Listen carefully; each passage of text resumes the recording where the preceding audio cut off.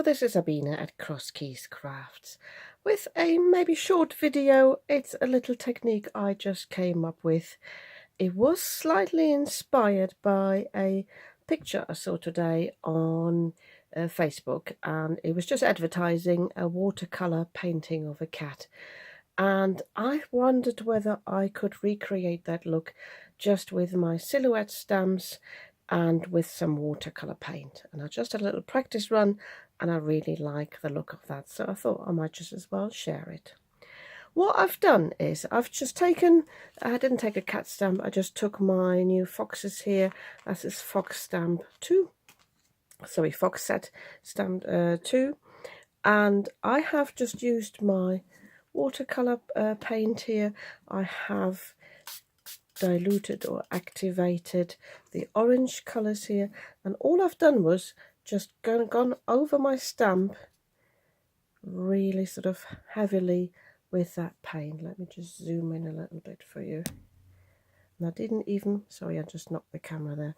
I didn't even pay attention to where I was going. I was even going outside the stamp, but that doesn't matter. A bit more of the orange there. So you can see it's fairly messy. I can add a little bit of water if I need to. I've got a bit of water here, just in case it is too solid. And then I've got a bit of scrap paper here on this side. Let me zoom out again. I've added a few trial runs, as you can see. So I've stamped it off once, making sure, like I normally would stamp, that it gets everywhere. And then I went onto my actual piece, or a bit further down. Oh, tell you what, I'll put it on the bottom here, and then stamped it off again. I hope I'm okay here with the water. Yeah, and it gives this sort of look. So it's a slightly incomplete stamp, but the important areas are here. It reminds me a bit of the Hiramiki I posted last week, sort of these sort of blobs that you then turn into animals, and I really like the look of that. And depending on how heavy or how watery the ink is and how much you've got on there, you might actually get a good third generation. So I'm just doing that on the scrap one just to show you. Now that's almost too weak. Yeah, but as with the Hiramiki, I like the fact that sorry, ignore the telephone in the background. I like the fact that you don't know what you're getting and you sort of have a little play with it. So I will get the other fox out and I will stamp another one here and have a look what that looks like. Did I say ignore the telephone? Of course you would. I meant apologize, the phone in the background. So same thing. Get my water. Oh, got a drop on here. Ouch, ouch, ouch. So see if I can brush that over a little bit without ruining the design too much. Pain in the bum. Yeah, I might have to do that again. So bear with me whilst I stamp this again on a new piece of paper. It's just paper, it's not a problem. I will use that for something else. And yeah, I'll quickly come back to show you the second fox. I've stamped the fox again. I just wanted to show you in comparison what different looks you can get depending on how much water you use and how much paint. So you get different looks, but I really like that you can't predict where you're going. So I've changed my setup a little bit and put everything on one side so I can't accidentally ruin my design. So coming in with the second fox, so same thing as before, plenty of colour on here, not skimping on the water, but you don't really want too much. And by the way, I'm just working on my usual 300 GSM. It's not proper watercolor cardstock, but it works for watercolor. I think with this one I'm going in with a little bit of the brown just to make them look slightly different. So as you can see, I've got plenty on there. I've even got a bubble there, but that doesn't matter because we stamp it off once first. So just moving this over a little bit here because I've got a big stamping block. So once, and then he goes in here. I do press it down a little bit and I can see where the paint is going a little bit. But all I really want is more or less the outline and a little bit of colour in the middle. Can you see? Love that. Don't leave it on too long. I just noticed mine almost wanted to dry on there, and then, you know, you can tear the paper off. But I really like the look of it. So I'm leaving this to dry. I think I might do another sort of design and have a look, maybe even do the cats on a different piece of card, just to show you some variations. I'll tell you what I will also do off camera quickly. Have a trial run with the Kuretake pens. I've seen that on YouTube though before. That is not my idea, but just to show you what difference you get in the looks. Before I show you the Kuretake pens, I thought I'd just have a go at a different sort of shape. This is also a silhouette stamp. This is the thistle silhouettes, but we've got the stems here, and I thought I'd give that a trial run as well. So I'm just using some blues, and this is a sort of, well, a teal and a green. And again, I'm really not paying much attention. I'm going all over, really, really messy. Should come off if I run these under the tap, but I do want plenty of water, making sure these don't dry in between. I could come in with some water mist, but I really want to make sure I've got actually plenty of ink, especially on the super solid areas here. Because it's a bigger stamp though, I just hope that it doesn't dry in between.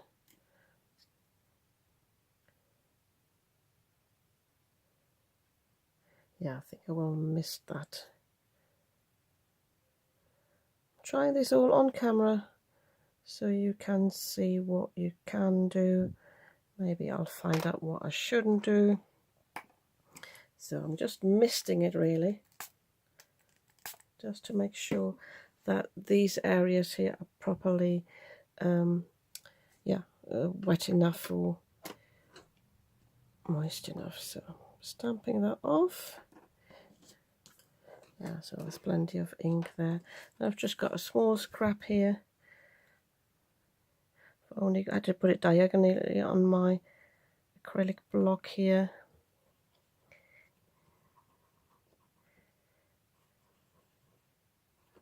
So I'm hoping that this here doesn't puddle and end up on the piece.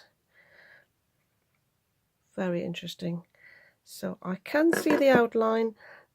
There could have been a little bit more there because it's got a sort of wobbly shape, but I do like the look of that. I can imagine stamping that sort of offset a little bit as well in a different colour. I might have a go at that in a moment. So I'm cleaning this up and I get my Kuretake pans out.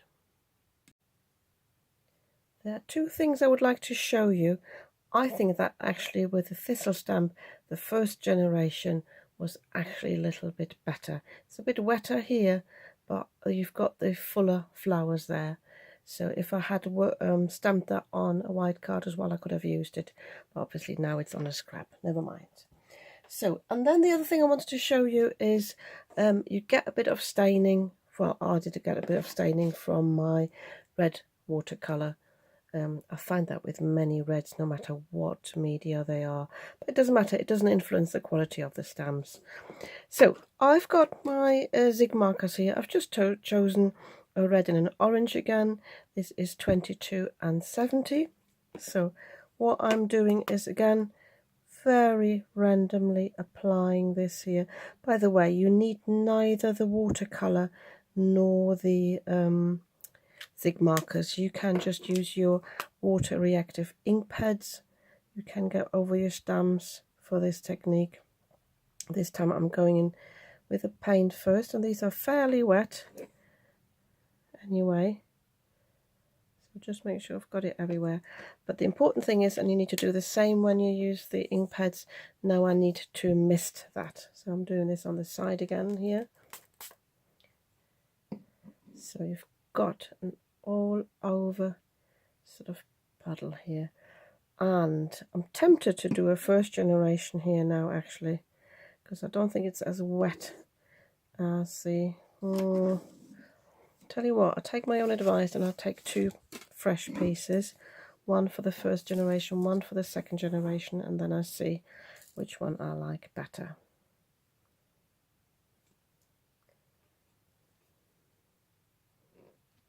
So I'll do it quickly. See, that is a bit sort of, these areas aren't very clear. I'll zoom in a moment. Yeah, you get the better look again. So let me zoom in. Oops. Oh, I jumped a little bit there. So again, this sort of more defined look, but incomplete. You get that with the second generation, and the first one, yeah, definitely a little bit too wet, but you could work with that if you wanted to.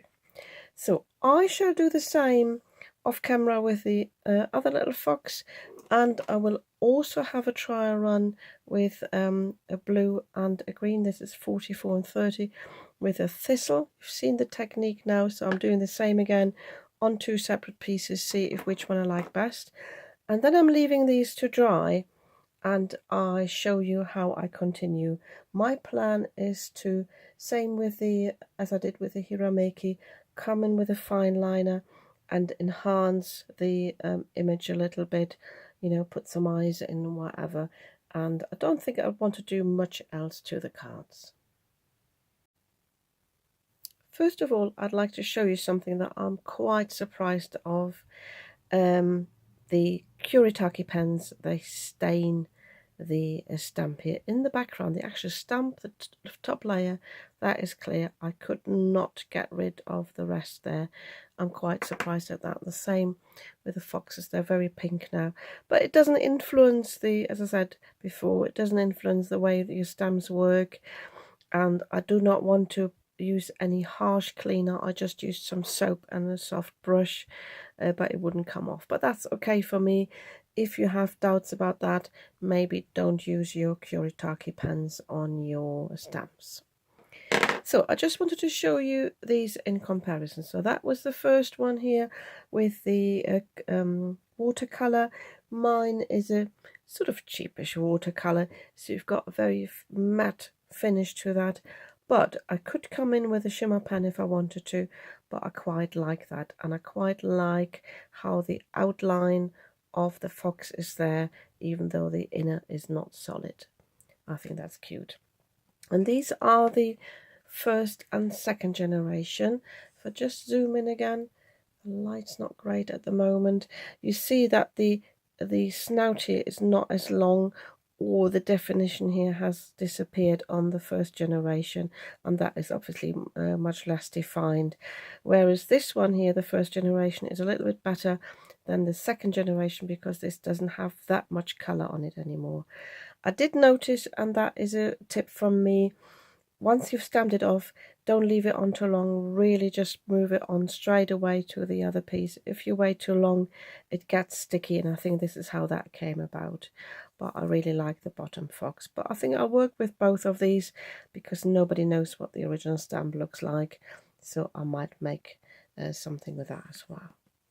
So as far as the thistle is concerned, I showed you the first generation that I thought was better than the second generation with the watercolor here, but it is something I can work with.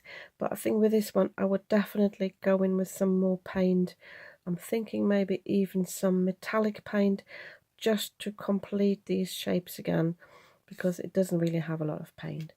What I'm really pleased with is the Kuretake pens.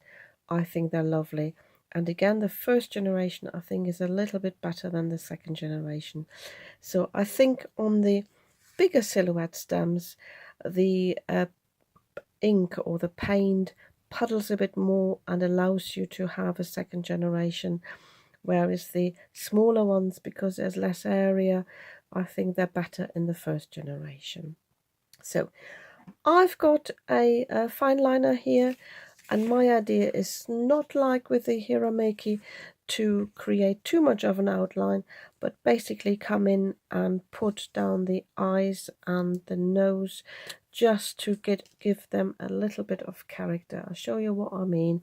I won't do them all on camera, but I basically would put the nose there, then the eye. I thought maybe the paws. Does he have all four there? I think he does. This is a thicker fine liner though. So just like that. And then so he's got the smaller one. And maybe a little something for them to sit on. Oops, I do apologise. I didn't realise how much I was zoomed in, so you didn't see me put down that. So maybe just something scribbly like that. And I think this is all this would need. It's more or less like a clean and simpler card. So if I say card, it's not a card yet, it's a card topper. So I will do that with the others as well. And I think, yeah, I'll have a little think what I do with this one. This one, I don't want to do anything to really. This one I could use the pen to, you know, do a bit of. I think I'll do that on camera quickly and see what I show you what I meant. So because this is, the shape is lost a little bit here, I can use the fine liner to go back in, not all the way around, but maybe just on one side to complete this shape again, almost like a shadow. And then maybe go down here, maybe even, that was intentional, just go off a little bit, don't overthink it. Just go down like that and add a few of those lines.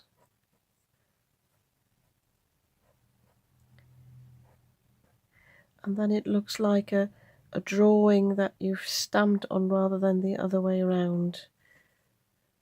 And you see, I hope the camera picks it up. And again, maybe something scribbly at the bottom, you know, just indicating a little bit of grass maybe. And I think that, oh, again, apologies, I've gone off camera again. I need to check my screen a little bit more. So I think, again, this is all a card like this needs. So, and yeah, I think with this one, I'll have a little play with some colours. So, and I would just cut these down maybe in different shades, maybe shapes, sorry, and sizes, and layer them a little bit. I'll do this a little bit later for you. It will only be a few seconds, but before I show you these, I will grab some colour of some sort. I'll have a little think what I'll do to show you what you can do with something like this. I've got here a metallic gilding polish. This is in the ocean teal.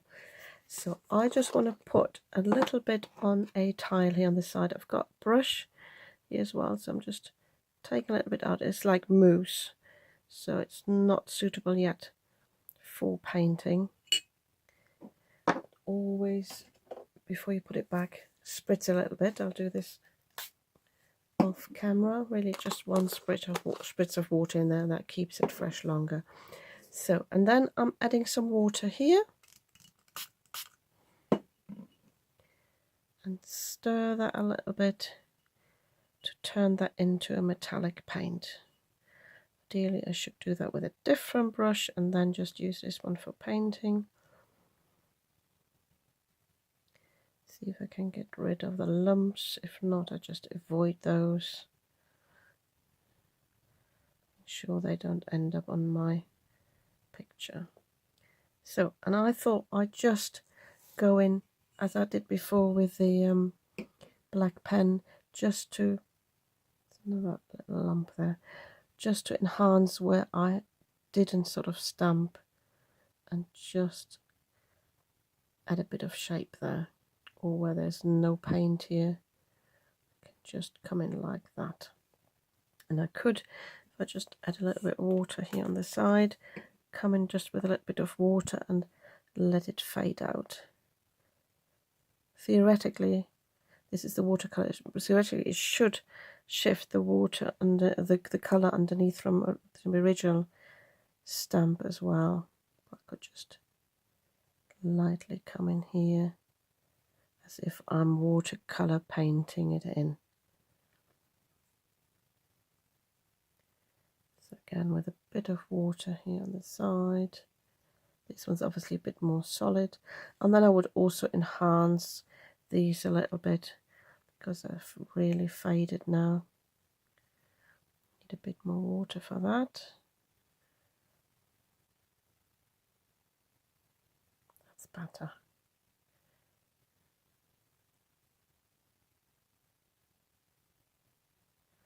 So, not perfect, but an idea for what you can do with different media that you have. So you might even have some watercolor metallic paints. So just to show you that. And possibly with this one, I would add some splatter. I'm not yet sure whether I will actually use that on a card. It's not ideal, and I think I've said that a few times before now recently. I don't hesitate throwing things in the bin that I don't like. It's just a play, really, I have. So if you wanted to have splats, but let me just put something underneath, because I don't want any splats on my table here. So, oops. So all you need to do is basically pick up the ink, use your brush and then the pen like this, and then you can go over your image. And the more water you have, I think the bigger the splats will be, so you can monitor that a little bit.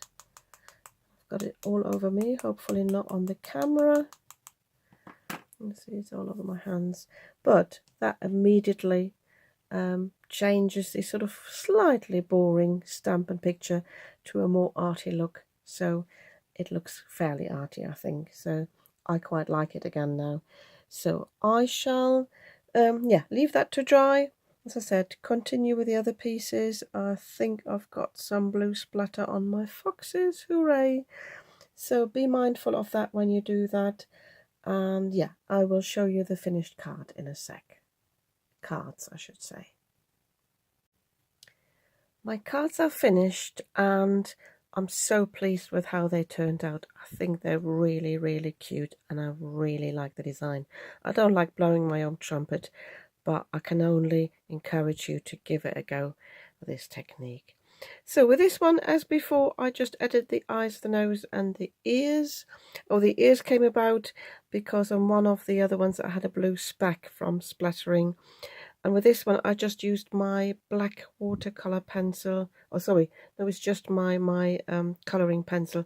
And I just drew a little bit of a grey shadow underneath just to ground these two foxes. I did not add anything else. There is plenty of space for a sentiment if I want that.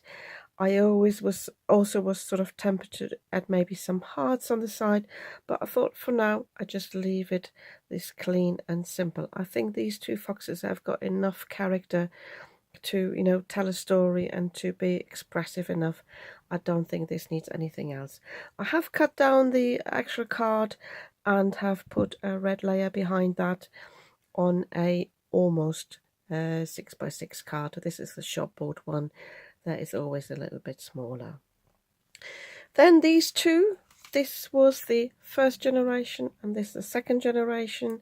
This was the one that had the splatter here by the ear, but as I said, I just added a little more black there. So that was fine. I found that the fox here needed something to look at, so I just drew a little butterfly there. I used my glitter, acrylic glitter pen to just colour that in a little bit. And I stuck these both down on some orange sort of shimmery cardstock. or pearlescent cardstock. It's white on the inside, which is great to write on. I only noticed before I switched the camera on, this one has got an issue a little bit with the cutting, so I might have to cut that down a little bit more. But I think, yeah, again, these are really cute, and I don't think I need anything else. I could add a sentiment obviously here at the top, but for now I'll leave them as they are. And then I've got these two here. This was the ink, sorry, the Kuretake, and this was the watercolor paint. This one I left really simple. I need to add a white layer here on the inside, but I just stuck this down on this sort of, well, bluish green cardstock, which is perfect to go with these colors. So I just have the splatters on here, and again, it doesn't really need a sentiment, but there is plenty of space to add one. And yeah, I think this looks so arty, and this is all it needs. And that's the great thing about the stamps as well. The stamps are so beautiful, you don't need to add a lot to create a lovely card. Then with this one here, I put a blue layer behind it.